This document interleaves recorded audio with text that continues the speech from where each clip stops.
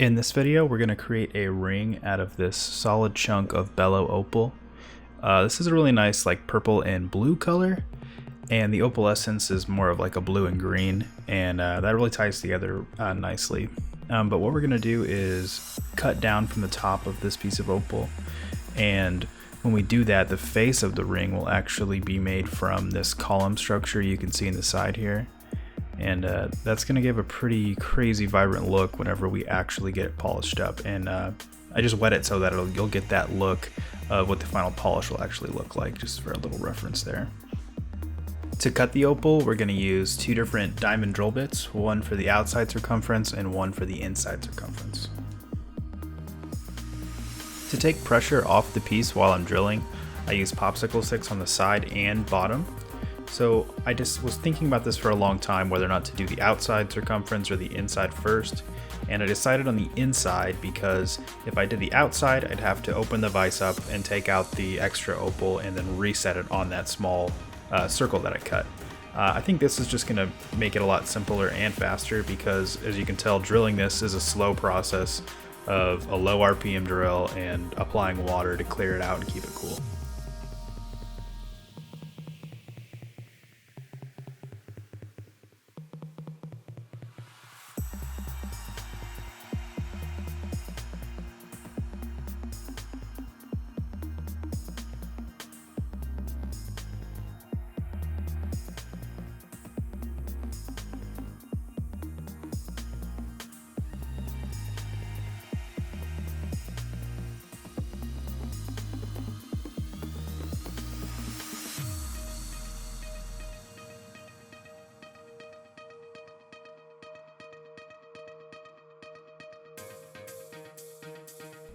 It took about 4 minutes to do the inside cut, but now we're going to do the outside cut with the larger drill bit, and once we're done with that, we're going to have our ring blank.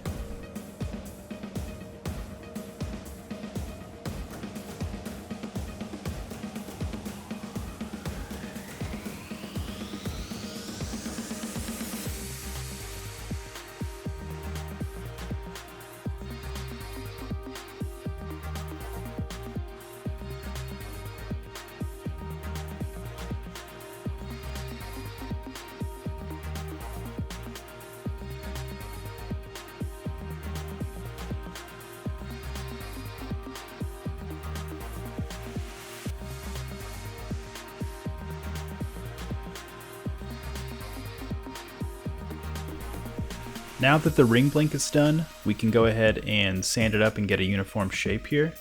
I knew it was going to need to be sanded a lot just because of the size of it, but I need to go and shorten the width there, and I also need to make sure it's a uniform thickness.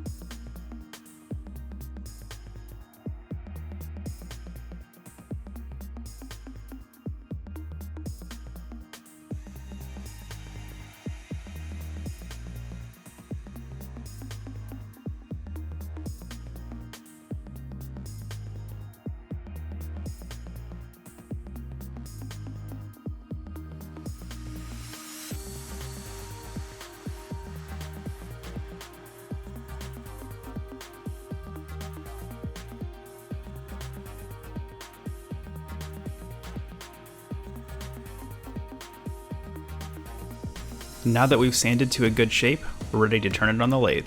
So we're going to take our tungsten rougher just to flatten the face, and then we're going to come back later with sandpaper to do more shaping and polishing.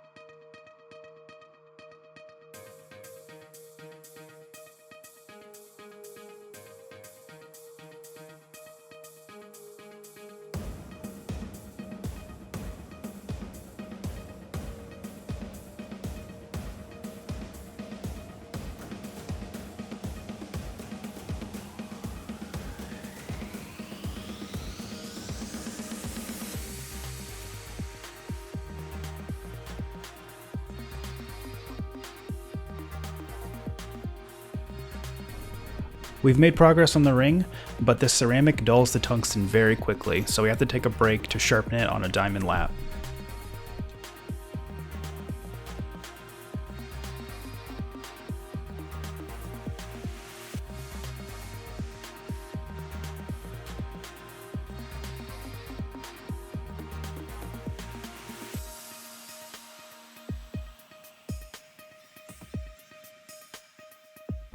Now that we got the face pretty flush, we're going to go ahead and wet sand.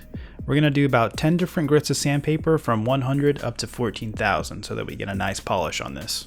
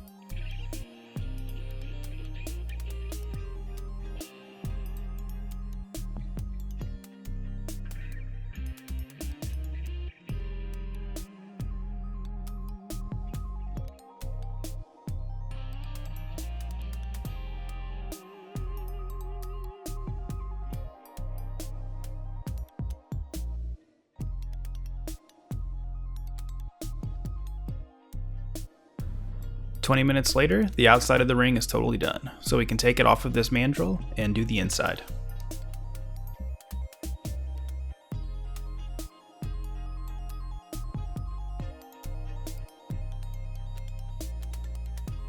It's a good idea to wrap the outside of your ring with some thin masking tape before you put it in the chuck. It gives a lot better grip and also protects it from the teeth.